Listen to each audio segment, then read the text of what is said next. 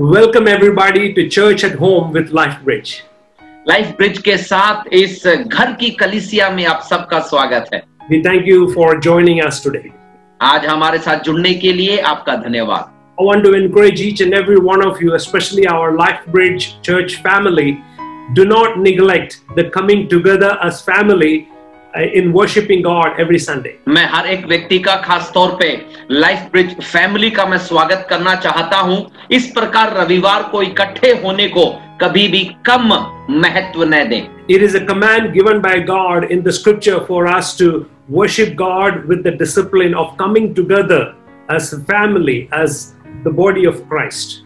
परमेश्वर के वचन में हमें ये आज्ञा मिली है कि मसीह की देह के तौर पे, एक परिवार के तौर पे हम इकट्ठे होकर आराधना करने वाले लोग हों।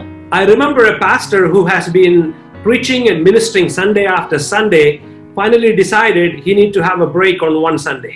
मुझे याद है एक पासवान जो हर रविवार प्रचार किया करते थे और एक बार उन्होंने निर्णय लिया कि मैं ब्रेक लेता हूं।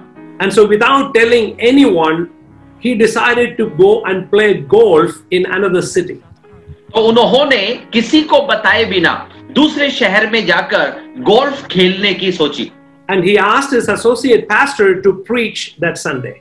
और उन्होंने अपने सहयोगी पासवान से कहा कि वो उस रविवार प्रचार करें। And so he went and played golf and he did so well. और उस समय वो गोल्फ खेलने चले गए और वो अच्छा खेले। Every course he was actually playing better than he ever played in his entire life. और वो हर एक भाग को अपनी पूरी जिंदगी में सबसे अच्छे तरीके से खेल रहे थे। So an angel came to God and said, God, why are you allowing this pastor to have such a success in his game? He just skipped the church and he's playing golf. अब एक स्वर्गदूत परमेश्वर के पास जाता है और कहता है कि ये व्यक्ति यहाँ पर कलीसिया छोड़कर गोल्फ खेल रहा है, फिर भी आप उसे इतनी सफलता क्यों दे रहे हैं? God turned around and told the angel, what fun is it for him to have done his best golf if he can never tell his friends? परमेश्वर स्वर्गदूत की ओर मुड़कर ये कहते हैं कि एक बात कि ये जीत चुका है, यदि वो अपने दोस्तों को जीत के बारे में बता नहीं पा रहा तो खेलने का आनंद कहां रहा? Friends, neglecting the presence of God, neglecting the house of God, all the blessings in our lives will never get any glory for God nor for ourselves. परमेश्वर की उपस्थिति को ठीक इसी प्रकार नकारना, कम आंकना न तो हमें आशीष देगा न किसी और को या परमेश्वर को महिमा दिलाएगा। I encourage you to join our worship team today and worship the Lord in truth and in spirit. मैं आमंत्रित करूंगा कि आप हमारे आराधना दल के साथ में जुड़कर परमेश्वर की आराधना में समय बिताएं। Father, we thank you for this opportunity to worship and praise your holy name. पिता, इस अच्छे अवसर के लिए धन्यवाद कि हम आपकी आराधना कर सकें, आपके पवित्र नाम को उठा सकें। Help us to open up our hearts and our mind, our body in worship to you. आज हमारे आपकी आराधना के प्रति अपने दिल को हम खोलने पाएं प्रभु। Bless every families, every individuals that are gathered around to seek your face. और आज आपके चेहरे को ताकने के लिए यहाँ आपकी उपस्थिति में मौजूद हर परिवार को, हर व्यक्ति को आशीष दे। We give you praise. हम आपको स्तुति देते हैं। In Jesus' mighty name. यीशु के नाम से मांगते हैं। Amen. आमीन। Praise the Lord. Hallelujah. The Bible says you should come before His presence with thanksgiving and into His courts with praises. Join us as we praise God today. Hallelujah. Amen. Amen.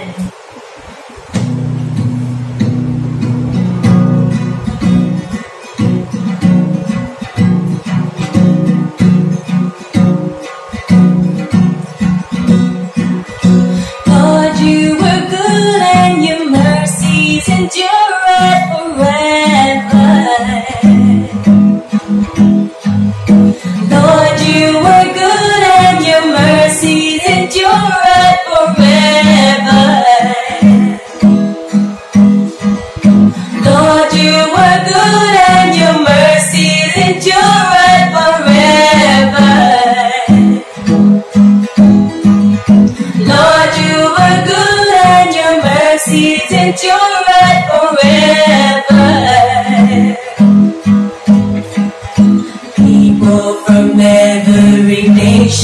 and done. From generation to generation, we worship you. Hallelujah, hallelujah, we worship you for who you are. We worship you, we worship you. Hallelujah, hallelujah, we worship you for who you are. We worship you, we worship you. Hallelujah, hallelujah, we worship you for who you are. Hey, you are good all the time, all the time. You are good, you are good all the time, all the time. You are good, you are kind all the time, all the time. You are kind.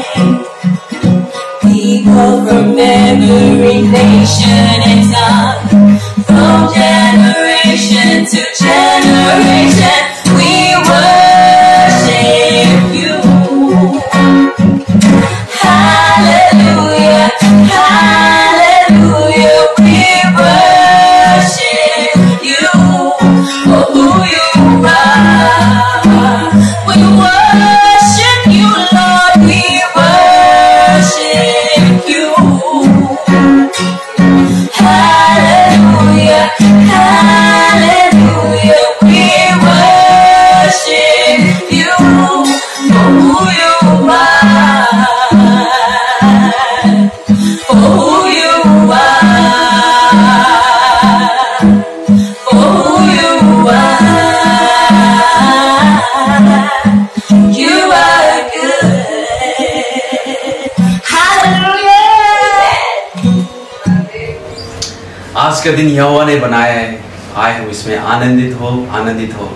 आए परमेश्वर की स्तुति हम पूरे दिल से आत्मा में होकर उसकी स्तुति करें। आज हम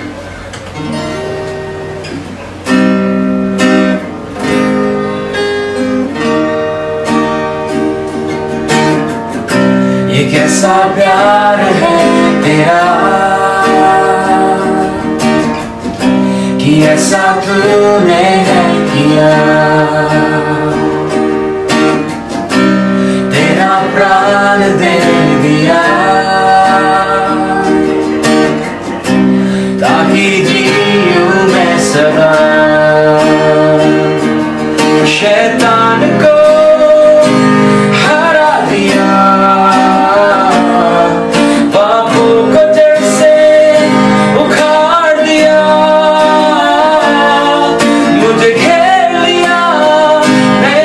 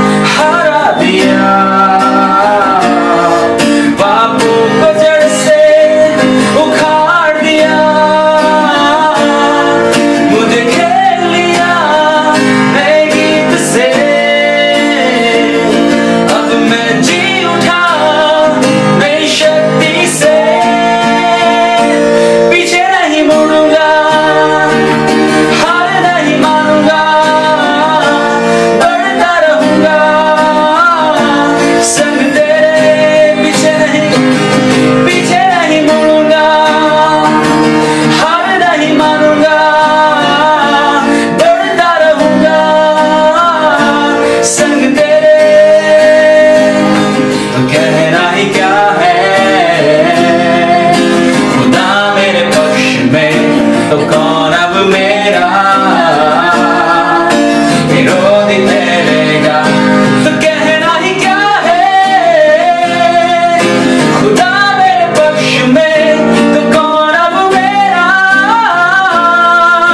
विरोधी ठहरेगा।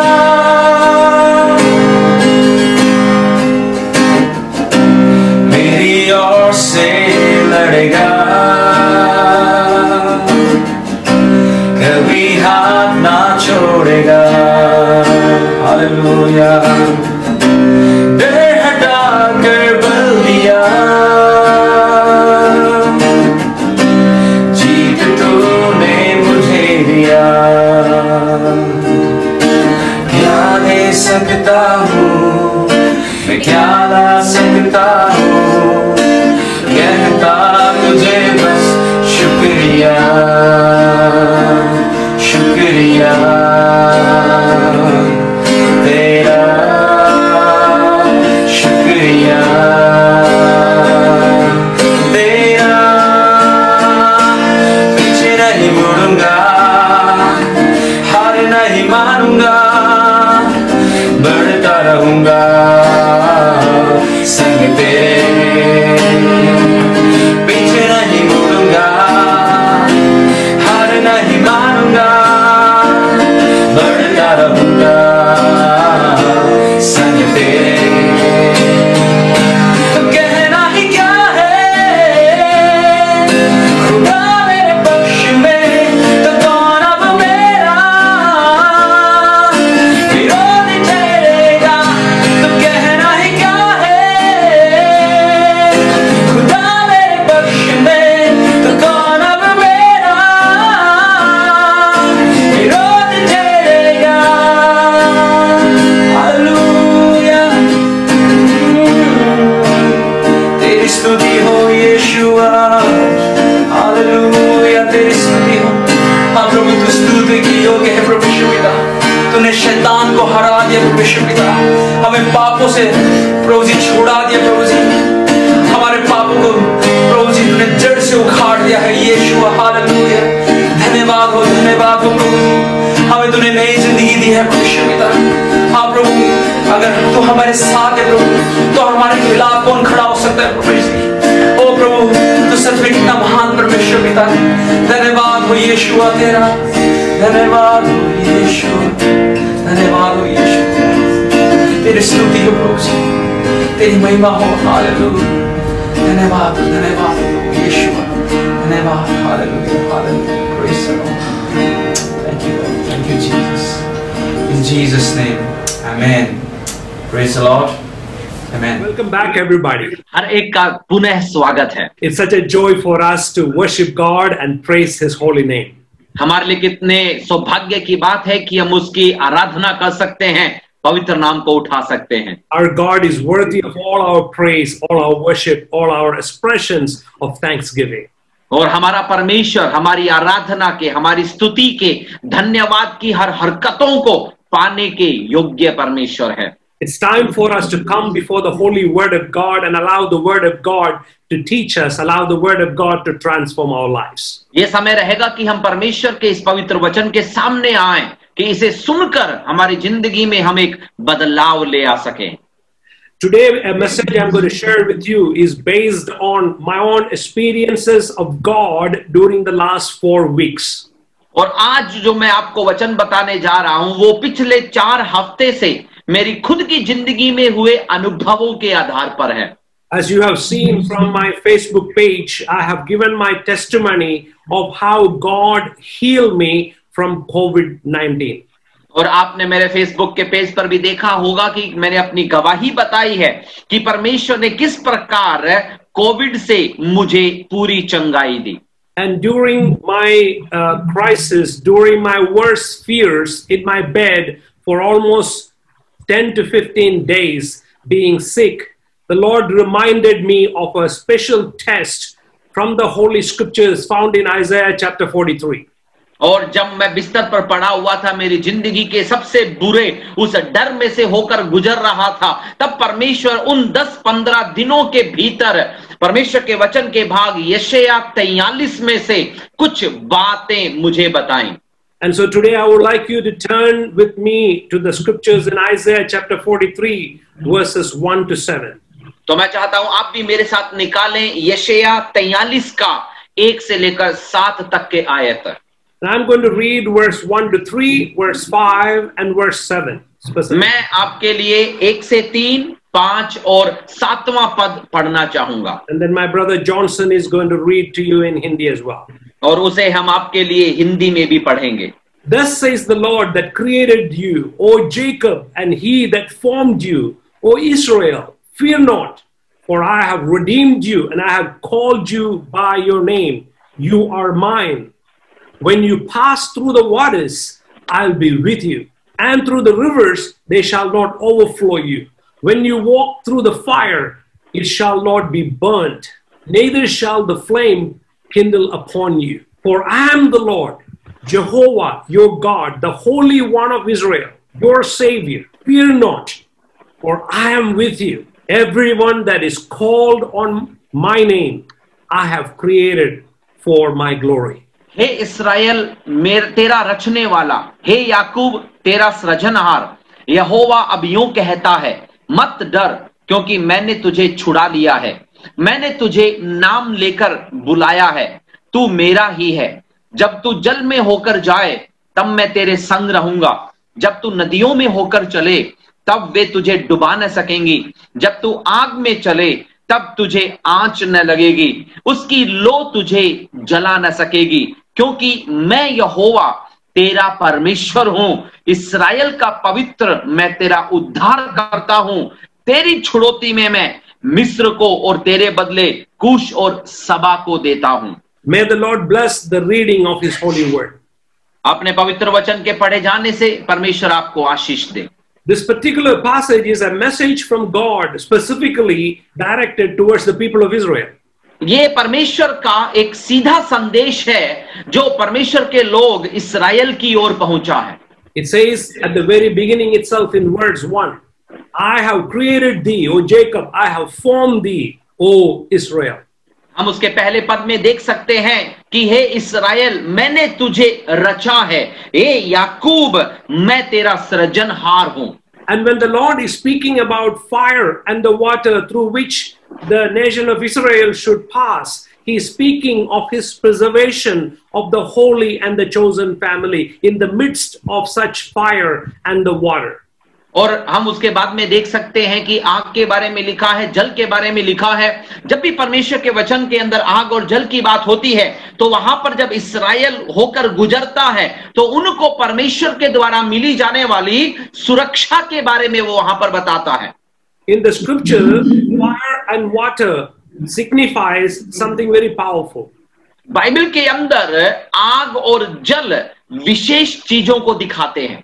Fire always is spoken in terms of something that consumes you. आग का हमेशा इस्तेमाल ऐसी चीज को दर्शाने के लिए किया गया जो हमें भस्म कर देती है. And water is always spoken in terms of something that overwhelms you. और जल को ये अर्थ बताने के लिए कहा जाता है जो आपको डुबाता है या जिससे आप बह जाते हैं. Now for centuries, the tribe of Israel, the Hebrew nation, knows nothing but persecution, bitterness, and fierce experiences. हम देख सकते हैं कि इब्रानी जो लोग हैं, जो इस्राएली लोग हैं, शताब्दियों में से वो होकर ऐसे अनुभवों में से गिरे, आशंकाओं और डर में से उन्हें होकर गुजरना पड़ा.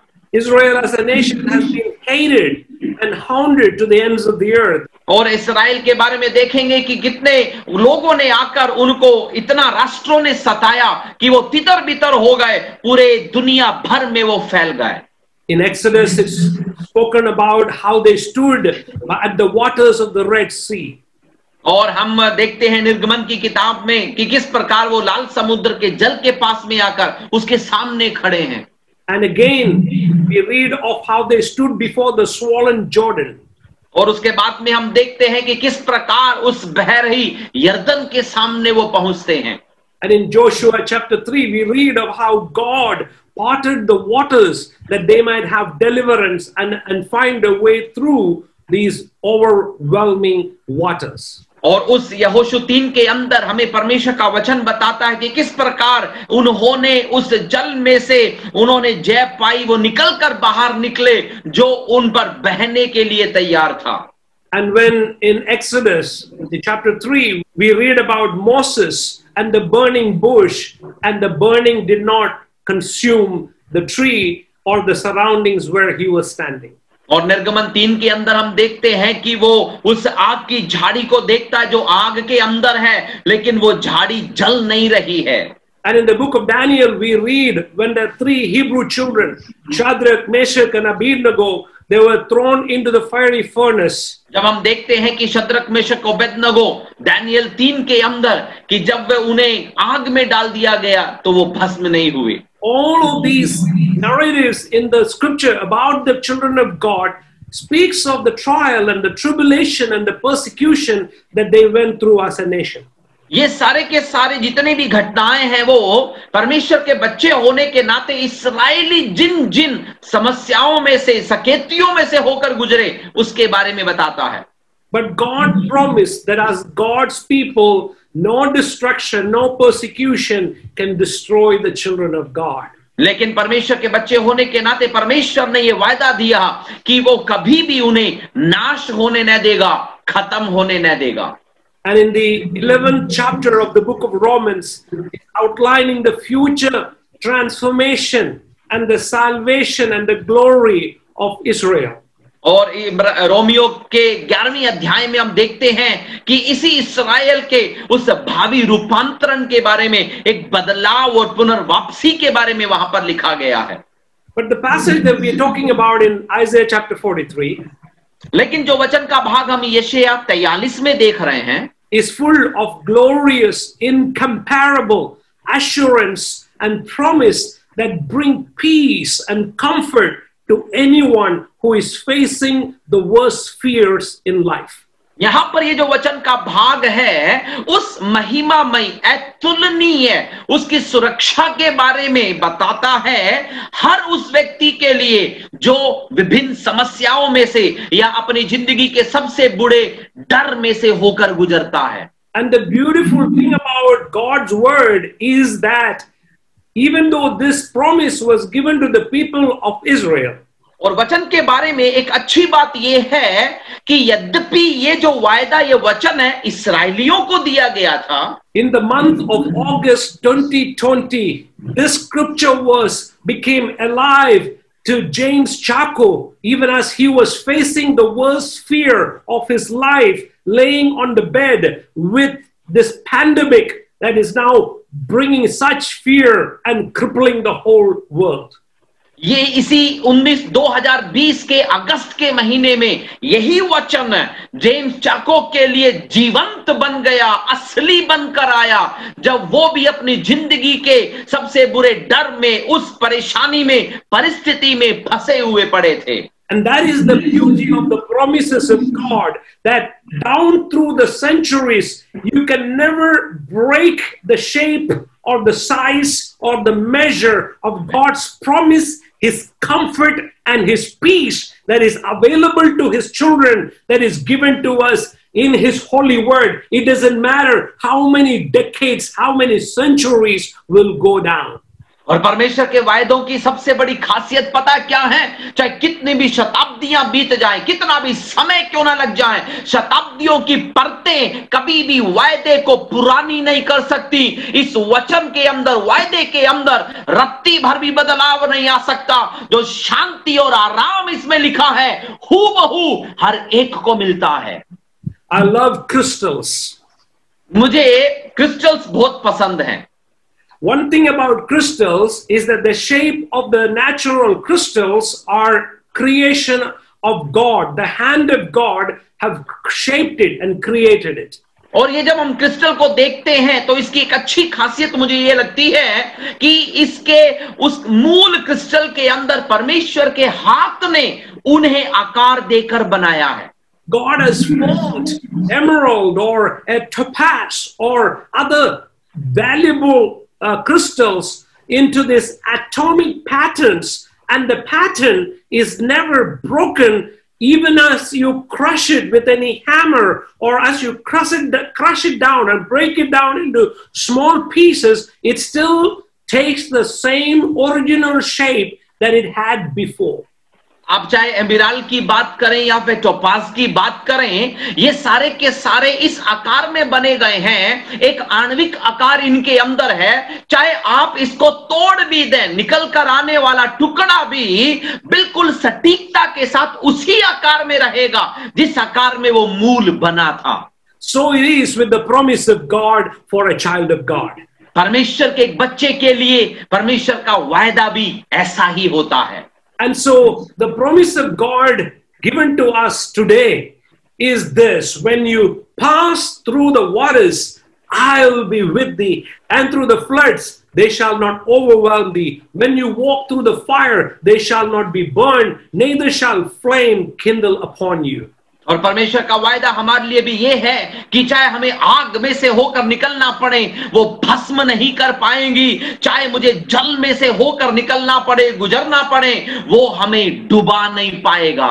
As I was meditating on the scripture during my recovery, the Lord really spoke to me. जब मैं उस चंगाई के उस समय में से होकर गुजर रहा था, तो इन वचनों पर मनन करते वक्त परमेश्वर ने मुझसे बात की। It was a very fearful but comforting revelation that I get from the scripture. जब वचन को मैंने पढ़ा, एक प्रकार का डराने वाला, लेकिन उसके अंदर उससे भी ज्यादा हिम्मत बंधाने वाला एक वचन मैंने देखा। The scripture does not say if you go through the waters or if you go through the fire. यहां पर वचन ये नहीं कहता है कि यदि तू पानी में से होकर गुजरे, यदि तू आग में से होकर चले। But it says in verse 2, Isaiah 43 verse 2, when you pass through the waters, when you go through the floods, when you walk through the fire, and when the flame is kindled upon you. हम 43 के दूसरे पद में देख सकते हैं, वहां पे शब्द लिखा है, जब तू जल में से होकर जाए, जब तू नदियों में से होकर चले, जब तू आग में से होकर चले। That was an astonishing revelation to me. ये वास्तव में मुझे चौंकाने वाला एक परमेश्वर का प्रकाशन था। In the first verse of chapter 43, इस 43वें अध्याय के पहले पद में I read such a heavenly benedictory words about God's people. मैंने परमेश्वर के लोगों के बारे में आरंभिक और महिमामय कथन को पढ़ा।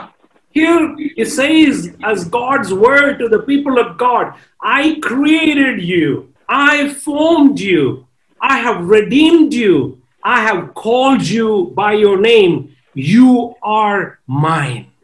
यो वचन यहां पर परमेश्वर अपने लोगों को कहता है कि मैंने तुझे रचा है, मैंने तेरी सृष्टि की है, मैंने तुझे छुड़ाया है, मैंने तेरा नाम लिया है, तू मेरा है। Contrary to what many of us have believed, this scripture tells us that as God's people, we will go through waters, we will go through tragedies, we will go through fiery furnace, we will go through persecution, we will go through challenges. हमारे अंदर आज के विभिन्न प्रकार की सोचों के बिल्कुल विपरीत ये वचन हमें ये बताता है कि हमें समस्याओं में से होकर जाना पड़ेगा, हमें जांचों में से होकर गुजरना पड़ेगा, मुसीबतें हमारे सामने आएंगी। It reads in John chapter 16 verse 33. और यूहन्ना की किताब में हम 16 के 13 में इस प्रकार पढ़ते हैं,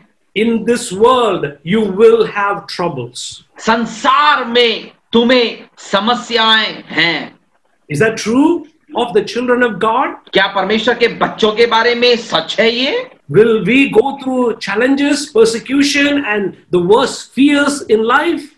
क्या हम चुनौतियों में से, सताओं में से, जिंदगी के डर में से होकर गुजरेंगे? God said about Job as one of the best men in the whole world. हम अय्यूब के बारे में देखते हैं कि परमेश्वर ने अय्यूब को पूरे धरती का सबसे अच्छा व्यक्ति कहा। And the Bible says there was none like him on earth. और बाइबल कहती है कि उसके समान धरती पर कोई नहीं था। But when you read the life of Job, you will find that there is no other man that is more tried than Job. लेकिन यदि आप अय्यूब की जिंदगी को देखते हैं तो शायद ही कोई ऐसा व्यक्ति धरती पर होगा जो अय्यूब के समान समस्याओं में से होकर गया होगा। The Lord chose Peter to be the head of the apostles. प्रभु ने पूरी एक प्रेरित होने के नाते कलीसिया के उस मुखिया के तौर पर पतरस को बुलाया। He was the first one to bring the gospel and open the door of the gospel to the Gentiles. वो पहला व्यक्ति था जिन्होंने सुसमाचार को अन्य जातियों के सामने सुसमाचार के दरवाजे को खोला।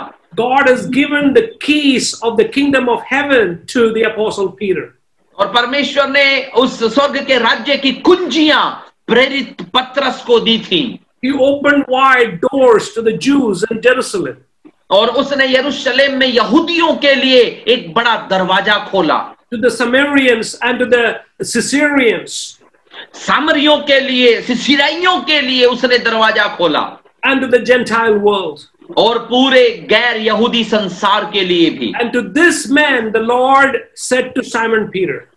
और इस व्यक्ति को प्रभु ने सिमोन पतरस को यूं कहा। John chapter 21 verse 18. और यूहन्ना 21 का 18। It says, when you are old, you shall stretch forth thy hands, and another shall gird thee and carry you whither thou wouldst not. और वहां पे इस प्रकार लिखा है कि तू अपनी बाहें फैलाएगा जब तू बूढ़ा होगा, और एक व्यक्ति तुझे बांध कर वहां ले जाएगा जहां तू जाना न चाहेगा। And the next verse, John chapter 21 verse 19 says that it speaks of the kind of death that will bring glory to God through Peter's life.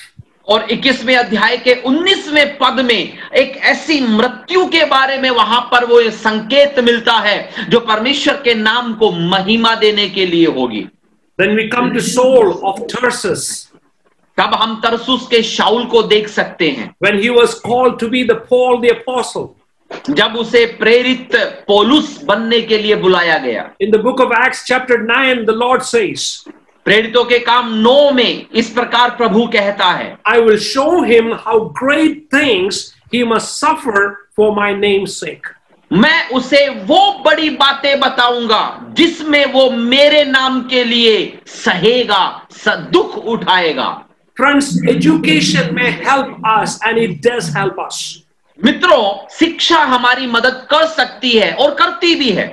Science may help us to bring us great breakthroughs and great achievements, and it does. विज्ञान हमारी मदद कर सकता है और हमारी जिंदगी में बड़ी उपलब्धियां ला सकता है। Scientists, medicines and pharmacy is good for us because they will bring medicines to bring healing, and it does. They do a great job. वैज्ञानिक हो, दवाइयां हो, ये औषधि विज्ञान, ये सब हमें मदद पहुंचाते हैं। बहुत हद तक उन्होंने मदद पहुंचाई भी है। But you can know from life's experience and from history that no grasp of man's wisdom or knowledge is able to deliver us from the fury of the fire or the overwhelming flood.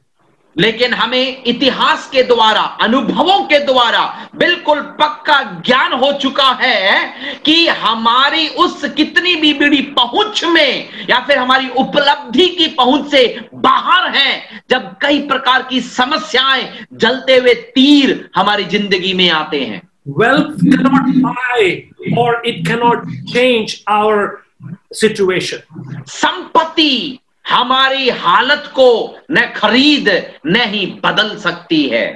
There is not a house a rich man can build with walls so thick or locks so strong to keep out that trial and that tribulation entering into that house. कोई भी धनी व्यक्ति एक ऐसे घर को नहीं बना सकता है, चाहे वो कितना भी महंगा हो, जिसकी दीवारें इतनी मोटी हो, ताले इतने ताकतवर हो कि जांच और परख अंदर न प्रवेश कर सके। Being a child of God, being a follower of Jesus, sufferings, fire and waters are part of this process of following Jesus. तो मसीह होने के नाते, परमेश्वर के बच्चे होने के नाते आग, जल, समस्याएं या सताव उसके पीछे चलने का एक हिस्सा है, वो आएंगे। Again, remember, not if we go through, but when you go through. दोबारा याद रखिएगा, यदि हम जाएं नहीं लिखा है, जब हम होकर जाएं लिखा है। God is saying to us in our struggle, in our worst fears of life, I am with you. I am Emmanuel, God with us. हमारी उस सबसे बड़े डर के बीच में, समस्याओं के बीच में परमेश्वर हमसे कहता है, मैं तुम्हारे साथ हूं, मैं तुम्हारे संग इम्मैनुएल हूं। No roaring river shall separate us from God. कोई भी उनफती नदी परमेश्वर से हमें अलग नहीं कर सकती। No consuming and flaming fire shall destroy his presence. कोई भी धधकती हुई आग भी उसकी उपस्थिति से हमें अलग नहीं कर सकती। In my 53 years of life, I experienced God and his presence more closer in my time of the worst fears during the last 4 weeks than ever before. मेरे इस 53 साल की जिंदगी के अंदर पिछले 4 हफ्ते के जो अनुभव थे, पूरी जिंदगी में मैंने ऐसे अनुभव नहीं किया जिस जांच को या डर को मैंने इन हफ्तों में महसूस किया था। In the book of Romans, chapter 8, we have these beautiful verses in verse 38 and 39. Romeo की पत्री 8वें अध्याय के 38 और 39 में एक बहुत ही सुंदर हम वचन देख सकते हैं। These are precious words to the soul of a child of God. और ये एक परमेश्वर के वचन के लिए उसकी आत्मा को दिए गए बहुमूल्य वचन हैं। For I am persuaded that neither death, nor life, nor principalities, nor powers, nor things present, nor things to come, nor height, nor depth, nor any other creation shall be able to separate us from the love of God which is in Christ Jesus our Lord. और यहां पर परमेश्वर का वचन कहता है कि यीशु मसीह का जो प्रेम है उसमें से मुझे न नंगाई, न दुख, न तलवार, न जोखिम, न मृत्यु कुछ भी मुझे अलग नहीं कर सकता है। The unchanging promise of God says to you, I will be with thee. परमेश्वर का अटल वायदा हमें कहता है कि मैं तुम्हारे संग रहूंगा। I'm not less loved by God. मैं ऐसा नहीं कि परमेश्वर कम प्रेम कर रहा है। Nor am I to be worried about God's presence because I'm in trouble. और इसलिए भी मुझे उसकी उपस्थिति के प्रति आशंकित नहीं होना है क्योंकि मैं मुसीबत में हूं। No, no, no. It is in those difficulties and trials that I shall make sense of the presence of God, the nearness of God, the tenderness of God, the gentleness of God, and the encouragement of God. नहीं नहीं नहीं, समस्याओं के उन घड़ियों में, क्षणों में ही मैं परमेश्वर के प्रेम को, परमेश्वर की दया को, उसके उस लाड़ को, उसकी मृदुलता को और अधिक जिंदगी में मैं पहचान सकता हूं। I do not wish any one of you to get COVID-19. मेरी कामना नहीं है, मैं कामना करता हूं कि किसी को भी कोविड-19 न हो। I do not wish that any one of you will have trials or troubles or heartaches. मैं कामना करता हूं कि किसी भी प्रकार की समस्याओं में से, सकेतियों, सताओं में से कोई भी होकर गुजरे। But I do want to say this. लेकिन मैं ये भी कहना चाहूंगा, if you never experienced a broken heart and you never knew the fierce trials, you will never have the opportunity to experience the real closeness and the nearness of God. यदि आपने वास्तव में टूटे दिल का अनुभव नहीं किया है, आपने जिंदगी में सकेतियों, परेशानियों का सामना नहीं किया है, तो आपने परमेश्वर के असली उस प्रेम का, मृदुलता का, दया का अनुभव नहीं किया है। It is in the day of our deepest need and necessity that God draws nearer to us. हमारी जिंदगी की सबसे बड़ी जरूरत में ही परमेश्वर हमें नजदीक और लगता है। If you look at Isaiah 43 verse 2, it says, when you go through the waters, when you go through the flames, the word is through.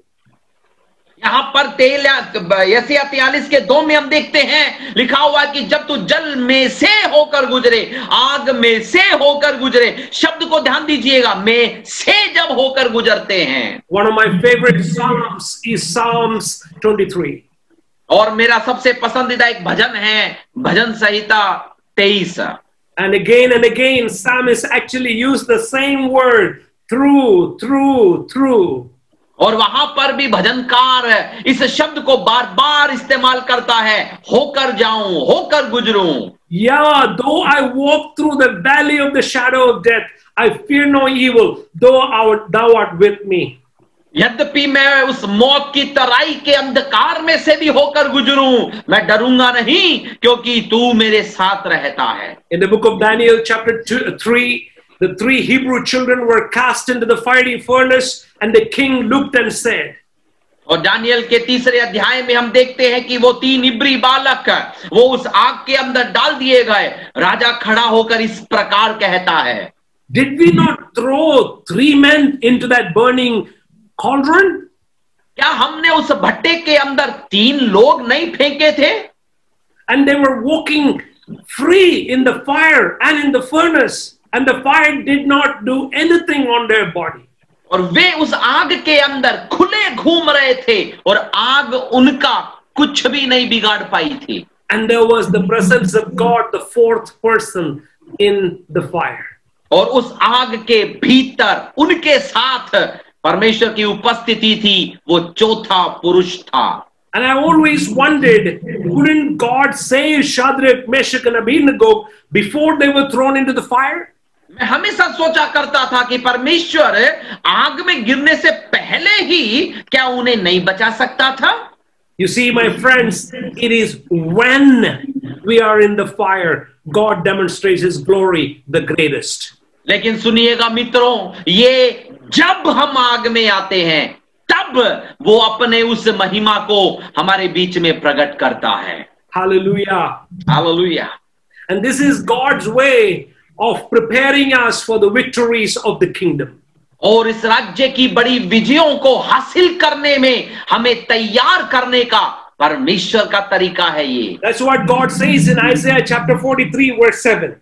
और इसीलिए यशायाह 43 के 7 में परमेश्वर का वचन कहता है। This is a very important words for which God is preparing you through the waters and through the fire.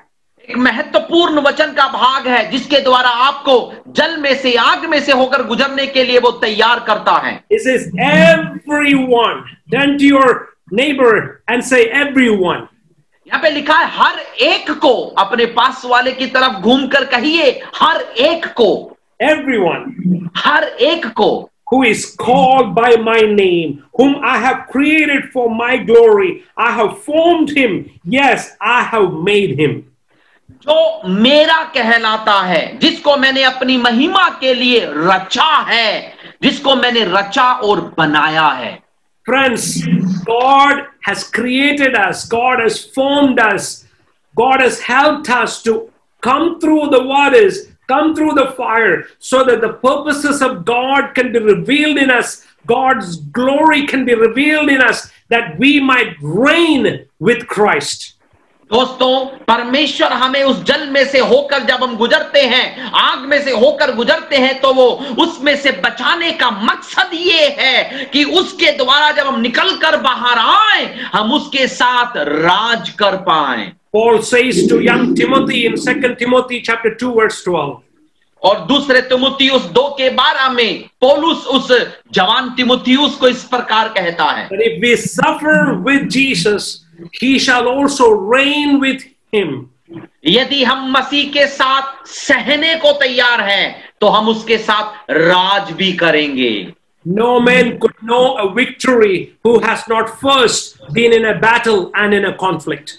कोई भी व्यक्ति बिना युद्ध में जाए विजय हासिल नहीं कर सकता है। Matthew chapter 16 verse 24 says, if we are to wear the crown in heaven, we must first bear the cross down here on this earth. और मत्ती 16:22 में इस प्रकार पढ़ते हैं कि यदि हम स्वर्ग में उस मुकुट को पहनना चाहते हैं, तो उससे पहले हमें इस धरती पर क्रूस को उठाना होगा। And so am I going to be fearful? Am I going to be intimidated? Am I going to be fearful? Am I going to run away from the warfare? तो क्या फिर जब वो युद्ध भूमि समान कोई चीजें आती हैं तो मैं डर जाऊं, मैं भाग जाऊं, मैं वहां से चला जाऊं? No. नहीं, I'm a soldier of the cross. मैं क्रूस का सिपाही हूं। I'm a follower of the Lion of Judah. मैं उस यहूदा के शेर का अनुयायी हूं। Through the fire, through the flood, through the flame. यद्यपि आग आ जाए, आग में से, उस जल में से, बड़ी धधक लो में से भी होकर जाना पड़े, I will triumph. I will receive the victory. I will experience the glory of God. मैं उस पर विजय पाऊंगा, मैं विजय को देख पाऊंगा, उसकी महिमा को मैं देख पाऊंगा। In Isaiah chapter 43, verse 1 and 2, और यशायाह 43 के 1 और 2 में the last part of that verse is very important. उस पदों के अंतिम जो शब्द है बहुत ही महत्वपूर्ण है। And the word it says, fear not, for I am with you. और वो वचन इस प्रकार कहता है, मत डर क्योंकि मैं तेरे साथ हूं। During my testimony on Facebook, I shared with you how in my flesh the devil tries to bring fear and anxiety and apprehension into my mind, my body. मैंने फेसबुक पे लिखी अपनी गवाही में बताया कि किस प्रकार जब मैं उस समय बिस्तर पे पड़ा हुआ था तो शैतान ने कोशिश की कि मेरे अंदर एक डर को उत्पन्न करे, मुझे जिज्ञासु बना दे, मुझे उस आशंकाओं से भर दे। Repeatedly, I heard the echoing voice of God that spoke to me from Isaiah 43 that said, fear not, I am with you. बार बार मैंने उस समय परमेश्वर के वचन इस यशायाह में जैसा लिखा है इस शब्द को गूंजते हुए दोहराते हुए सुना, डर मत, मैं तेरे साथ हूं। And then he continues to encourage us by the beautiful verse in Isaiah 43 verse 7. और उसी 43 के 7 में अपने उन सुंदर वचनों के द्वारा वो हमें प्रोत्साहन देना जारी रखता है। I created you. मैंने तुम्हें रचा है। Friends, even in the worst time of our anger and frustration, never go to your mom and dad and say, why did you create me? और हमारी जिंदगी में चाहे कितनी भी बड़ी हताशा क्यों ना आ जाए, कभी भी हम माता पिता के पास में जाकर यूं न कहें कि तुमने हम मुझे क्यों रचा, क्यों जन्मा। Because they did not create you. क्योंकि डैडी ने आपको नहीं बनाया। They had no idea that you're going to look like this, or what shape or form or sex or name. They had no idea. उनको तो पता भी नहीं था कि आपका रूप क्या होगा, आप किस प्रकार लगेंगे, आपका लिंग क्या होगा, किसी भी प्रकार की कोई जानकारी तनिक भी उनको न थी। Friends, I want you to know that God is the one who designed you. God is the one who made you. He is the one that formed you. But now you are doubly his, twice his, because he not only created you, he redeemed you, he purchased you. और दोस्तों मैं आपको बताना चाहता हूं, परमेश्वर ही है जिसने आपको रचा है, आपको बनाया है, आपकी सृष्टि की है। अब देखिएगा दुगना हमारी जिंदगी में वो लाभ क्या, अब उसने हमें छुड़ा भी दिया है, छुड़ाकर उसने हमें अपना बना दिया है। Friends, in God's sight, we are not just some digital numbers or oceans full of people like flies, but we are somebody dear and known personally to God. दोस्तों परमेश्वर की नजरों में हम केवल एक बहुत बड़े छत्ते की भांति मधुमक्खियों की तरह या फिर समुद्र में भरे हुए लोगों के समान एक संख्या नहीं है, लेकिन एक ऐसे व्यक्ति हैं जो उसके करीब है। The Bible says, God even says, I even count the hairs in your head. Bible कहती है, परमेश्वर कहता है कि मैंने तुम्हारे सिर के बाल तक गिन रखे हैं। He knows all about us. I have called you by my name and you are mine. वो हमारे बारे में सब कुछ जानता है, मैंने तेरा नाम लेकर बुलाया, तू मेरा है। Zechariah chapter 2 verse 8 says, he that toucheth thee toucheth the apple of my eye. जकरिया 2 के 8 में हम पढ़ते हैं कि तुम्हें छूने वाला मेरे आंखों की पुतली को छूता है। And so today, my dear friends, when there is so much of community spread of COVID happening, and there is so much of fear and anxiety. I want you to be not fearful. Don't be afraid when you pass through the water and pass through the fire, when you walk through the flame, when you face the overflowing tides of the river. Don't be afraid. इसलिए मेरे मित्रों, जब इस आज के समय में जहां पर सामाजिक स्पर्श के द्वारा ये जो महामारी का स्पर्श बढ़ता चला जा रहा है, मैं कहना चाहूंगा, चाहे हम आग में से होकर निकले, आग में से हम लो में से होकर गुजरे, हमें डरने की जरूरत नहीं है, तनिक भी हमें आशंकित होने की आवश्यकता नहीं है। Fear not, for everything is under the surveillance and the purposes of God, and the fire will not consume you, and the river shall not overwhelm or overflow you.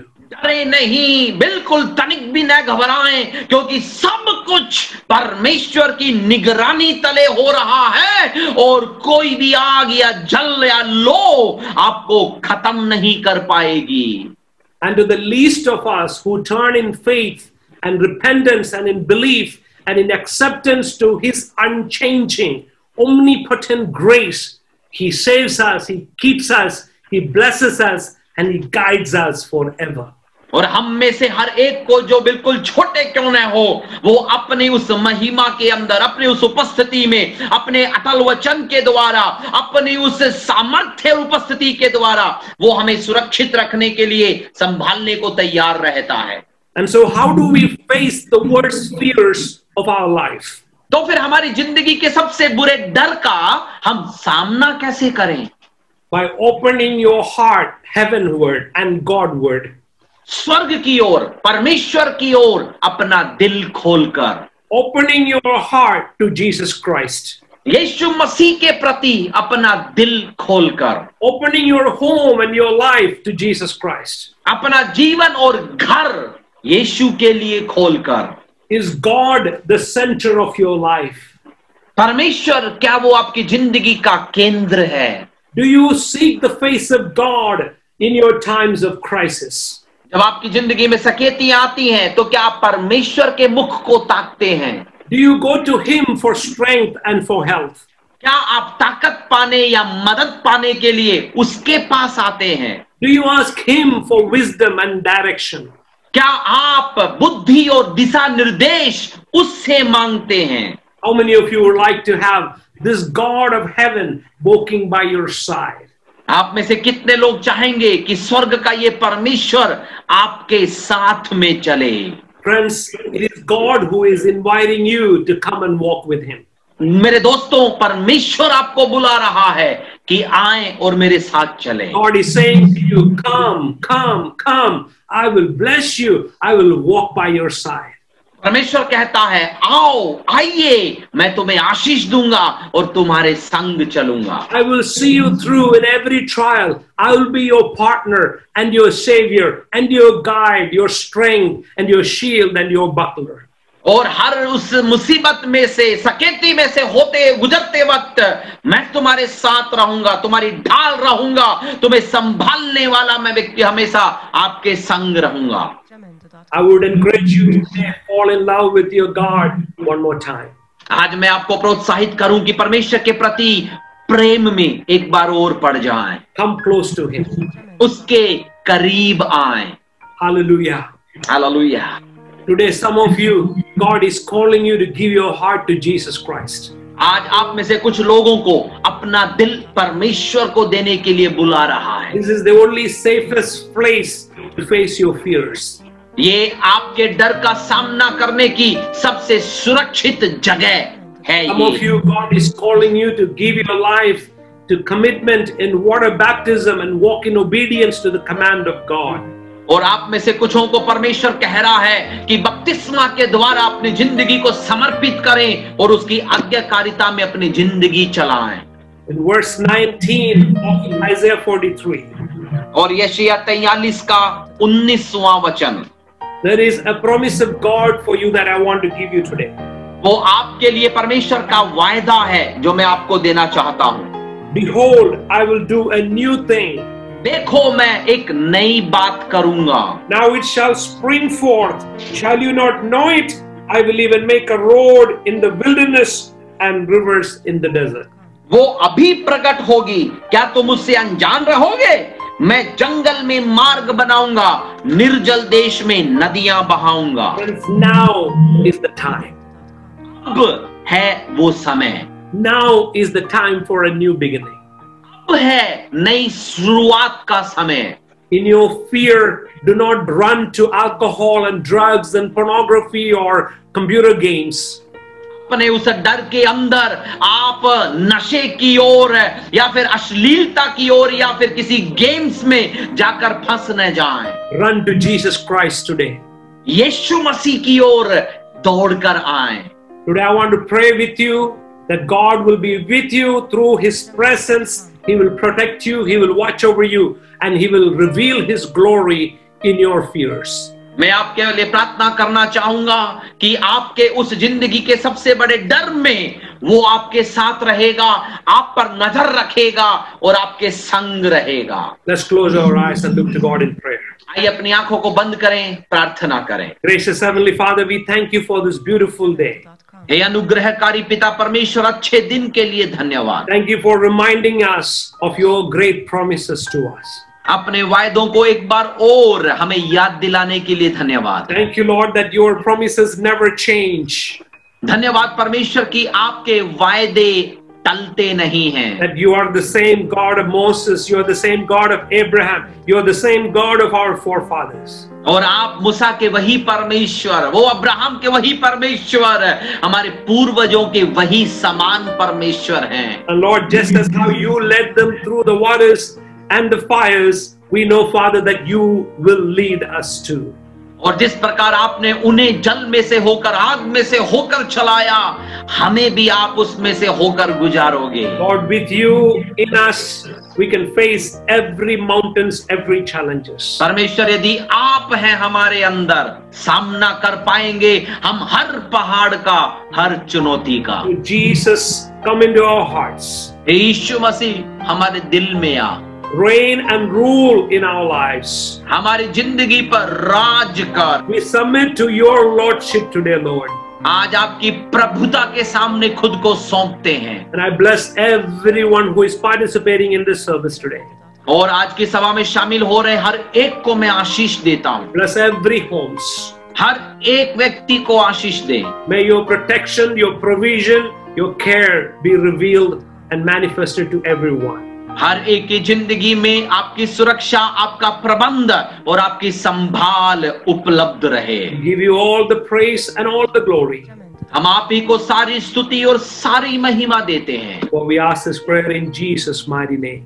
और यीशु के सामर्थी नाम में मांगते हैं। Amen and amen. आमीन, आमीन। With the love of God the Father, the grace of His Son Jesus Christ, and the sweet communion and the presence of the Holy Spirit be with God's people now and forevermore. अब हमारे पिता परमेश्वर का प्रेम, पुत्र यीशु मसीह का अनुग्रह, पवित्र आत्मा की संगति और मधुर उपस्थिति हर एक परमेश्वर के जनों के साथ हमेशा होती रहे। Amen. आमीन। Thank you, everybody. Thank you, Pastor Johnson, for beautifully translating our messages. And may the Lord bless you all. Have a great and wonderful week.